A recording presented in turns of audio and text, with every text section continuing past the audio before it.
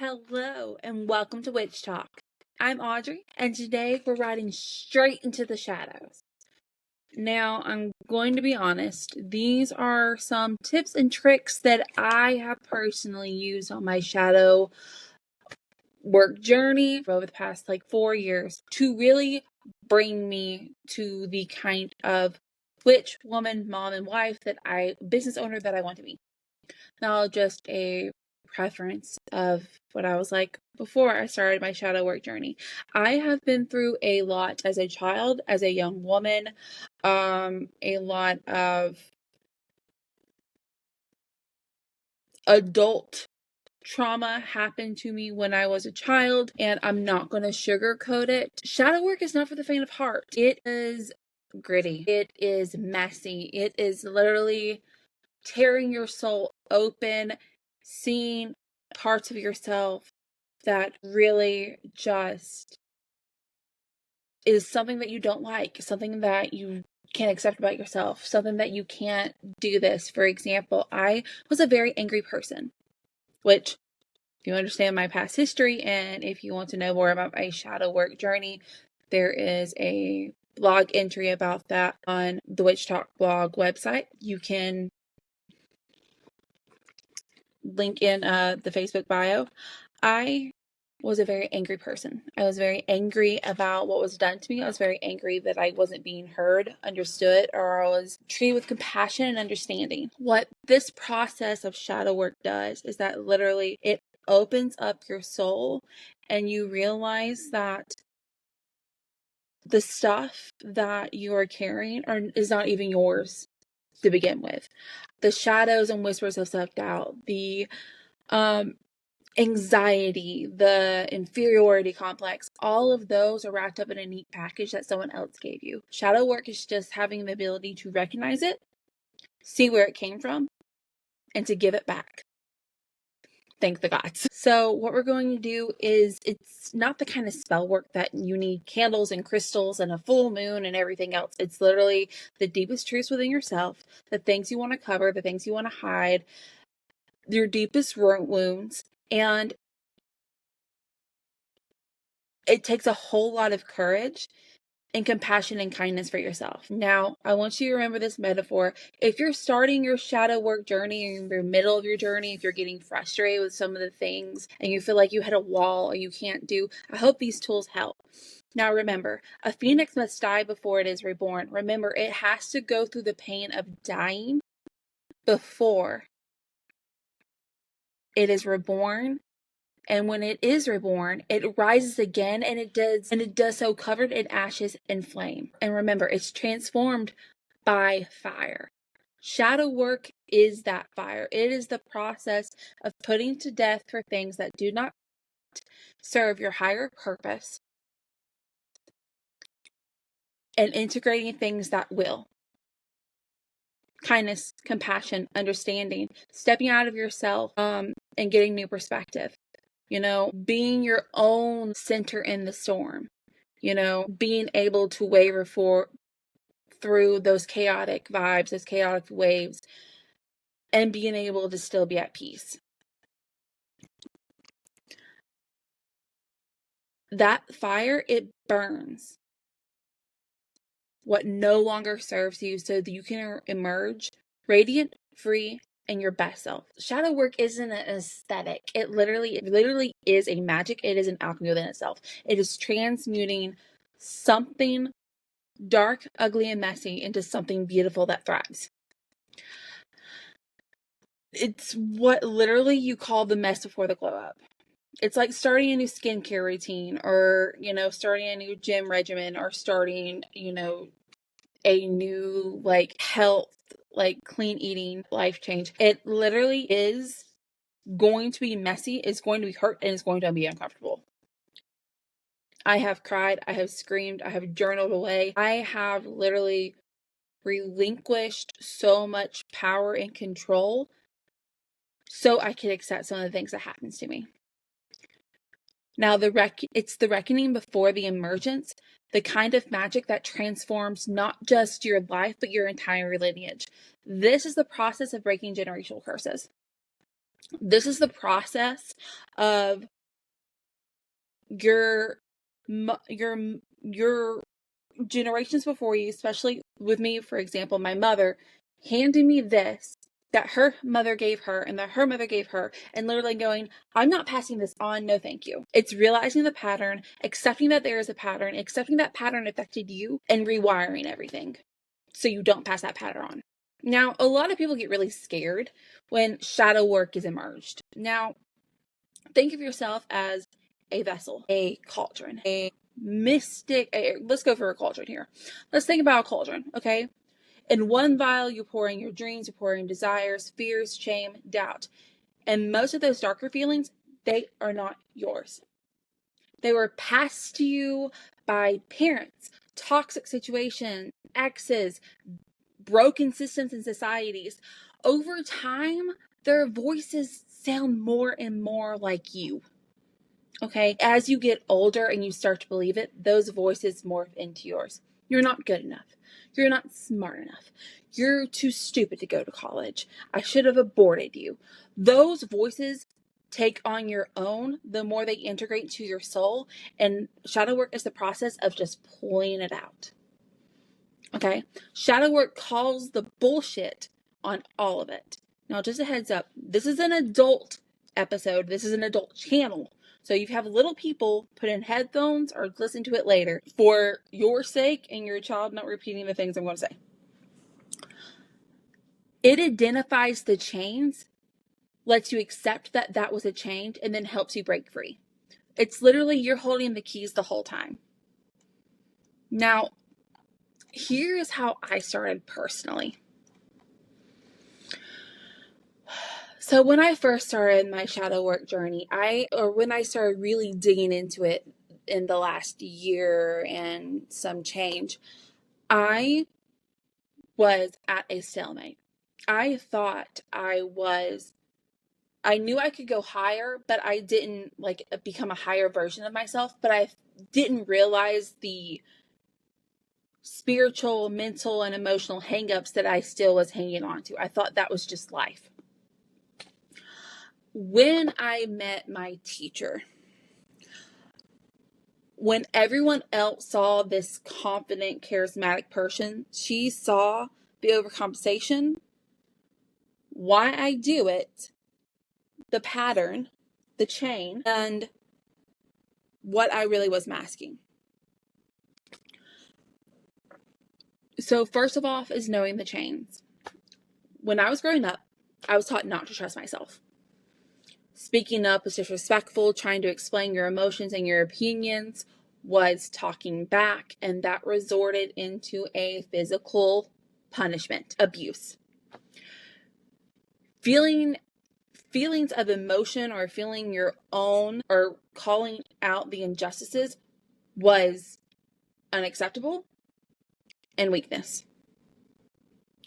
My biological father ruled through control, manipulation, violence, intimidation, and that's the way he lived. Murder or violent ways end in violent ends. He was murdered in a meth house in Alabama. And the trauma, it didn't start with him. It ran through the veins of my family, past generations. That bad blood was passed on. And it took me to finally look at the poison that was given to me. And I said, and you know what breaks courage? Consciousness, awareness. Being able to say that this is not me, which is like us. Say, it stops with me. And congratulations, you're here. You've already begun. And that is huge. So that's step one. Step two is journaling it out. Okay, once you identify the shadows, now it's just, you see the leaf on the tree. Now you want to follow the root system through the branches, through the trunk, through the roots to see exactly where the leaf meets the root. And you do that through journaling. For example, What are your chains? What are things that are holding you back? What are things, traumas, issues, these shadows that are keeping you becoming your better, higher self? Is the anger that flares up, the people pleasing, the silencing yourself to survive. You can't heal what you don't name. You can't name what you won't face. And usually it starts with naming the emotion. Usually it starts with identifying the emotion of, I am angry. Why am I angry? I'm being invalidated. I'm being frustrated because I feel like I'm not being heard. I feel as if no one's understanding my point of view. It's usually the engine light on your car. There's an engine light that's flashing that needs attention, and that's exactly what emotions are. Now, for me, what my teacher taught me was journaling in the 3-page method. Usually the first page is just getting out all the frustration, all these superficial things, the anger, the rage, the crying, the venting, this is bullshit page. Okay, it's no filter. But now as we get to the second page, we get deeper. We start to travel down the root system. We start to reflect. Where did this pain come from? Where did this behavior manifest? Did I learn this somehow? It's kind of one of those moments when you open your mouth and you hear one of your parents come out of it. And you're like, oh my God, that is something that was passed down to you on a subconscious level. Where does it come from? And that leads to the third page, the root. Who taught me this?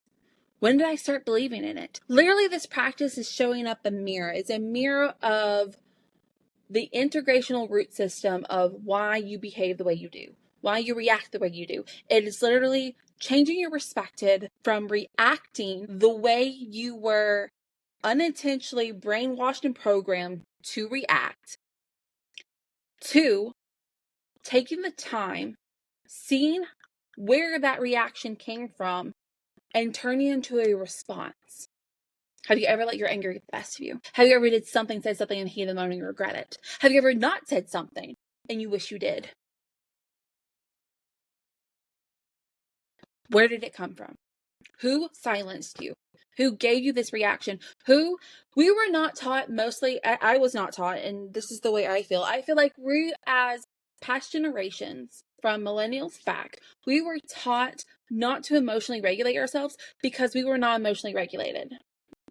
We didn't have emotionally regulated parents. They did not have the emotional intelligence to teach us that. And they can't teach something that they were never taught. Point blank, period. So, who taught me this? When did I start believing it? And that's where the magic happens. Now, I'm going to break this down a little further. So, step 3. There's this beautiful saying in the magical spirit energy working community: as beloved, so below, as within, as without. Let's break it down. As above, your divine connection, your deity, the gods that you worship, your higher self, your ancestors, whatever you feel a spiritual connection to on the other side. Okay, that is your above, your higher purpose. The below, you want to bring that divinity down and be the embodiment of that divine connection every day. Is within. That is your soul. That is your vessel. Whatever energy you bring in is what you're going to put out.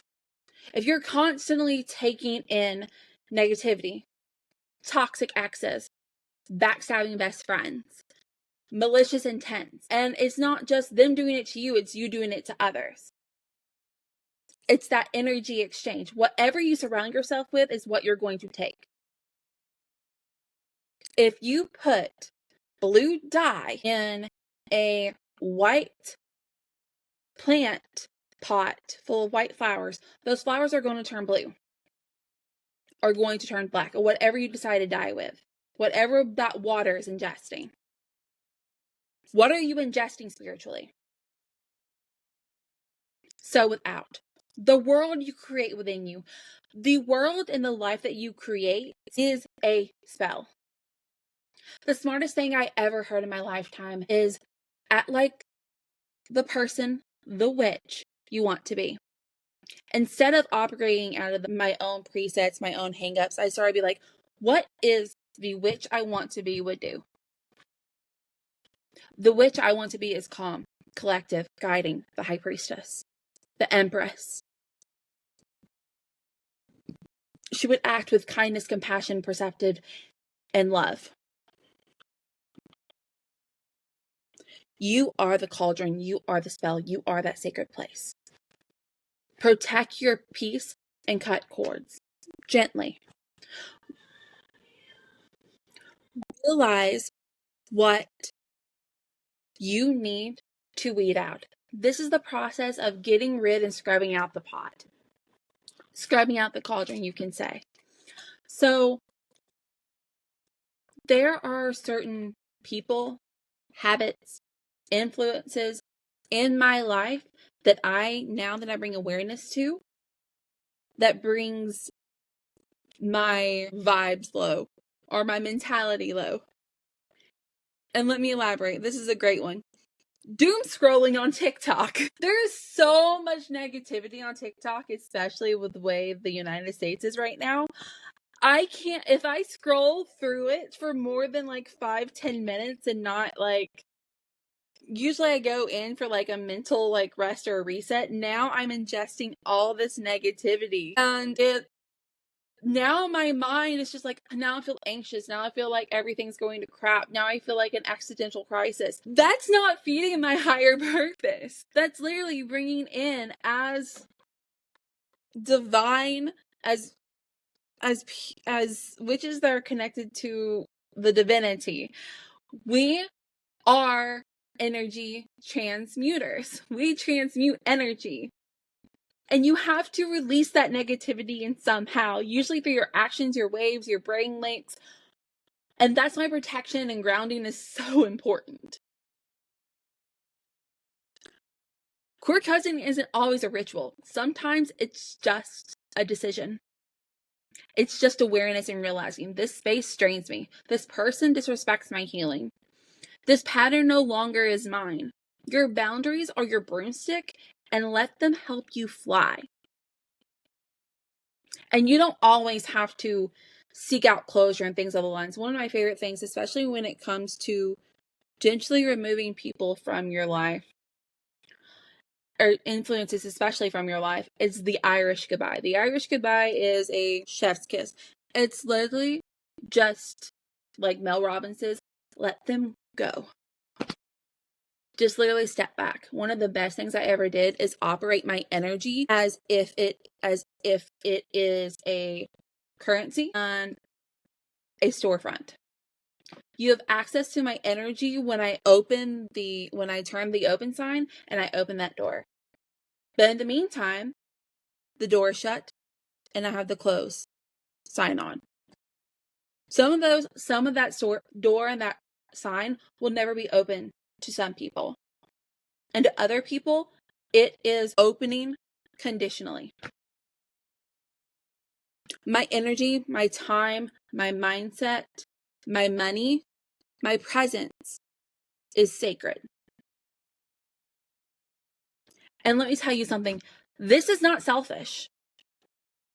Putting your growth, mental health, and spiritual well-being in front of other people's selfishness is not selfish. Other people benefited from you from not having boundaries.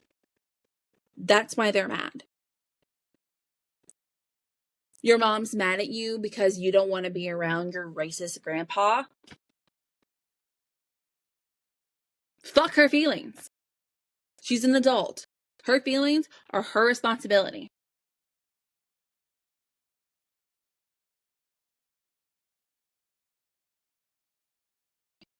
Fuck this angry pattern or this toxic workplace. Fuck these negative thoughts that keep circling within your brain. And one of the favorite really little micro shadow work practices is every time I have a negative thought, I replace it with 3 positive ones at first. The 3, 5, and 7. 3 positives at first, then 5, then over time 7.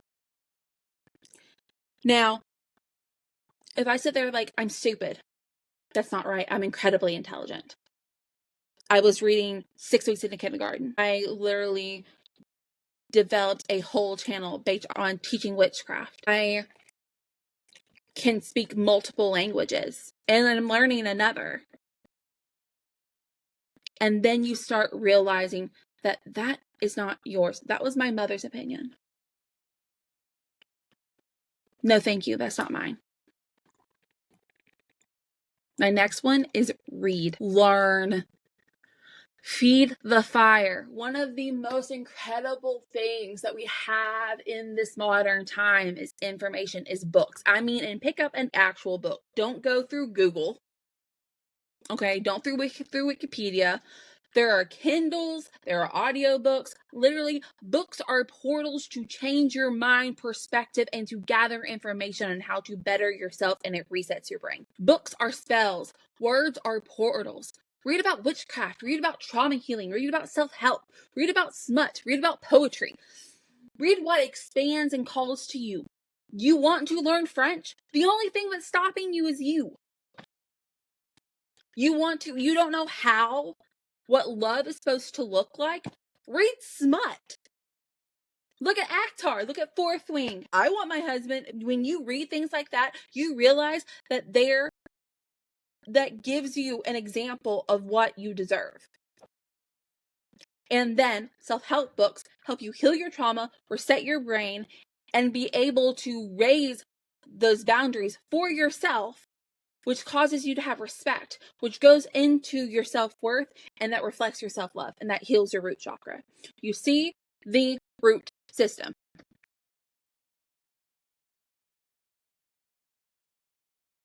What you feed into your mind becomes your magic.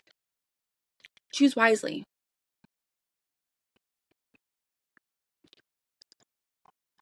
I have to say this with my whole chest. Shadow work isn't glamorous. It isn't as cutesy as TikTok and, the 75 hard or soft or going to your girly or pink era is. It is sweat, blood, tears, breaking cycles, being those things. But the only one that can do it is you. Your therapist can't make you change. Your mom, your dad, your best friend, your husband, your wife, your significant other, the only one that can give you purpose and to bring you to your true higher calling and the person that you were supposed to be before everyone else started dumping all their bullshit onto you is you. It's hard. It's nasty. It's going through the bog in bare feet. Tack and mud, blood, and tears all around you. And there are some days where all you can do is scream. And then there are some days where there's all the happiness in the world. Now, let me tell you something. Once you start doing your shadow work journey, you'll see more of those sunlit days. Now, I want to make this incredibly clear for you. So lock eyes with me real quick. You are sacred. You are not your trauma. You are not too much. You are not the voice of your mother or your ex or that broken world. You are the one who survived. You are the one who lived and thrived. The cycle breaker. The soul rising from ash, dripping in moonlight and magic. You are not beginning again. You are continuing your return. Now breathe deep. 1, 2, 3. Great job. Light your candle and pick up your pen and start writing out who you truly want to be. Now, go ride your broomstick into the shadows. It's time.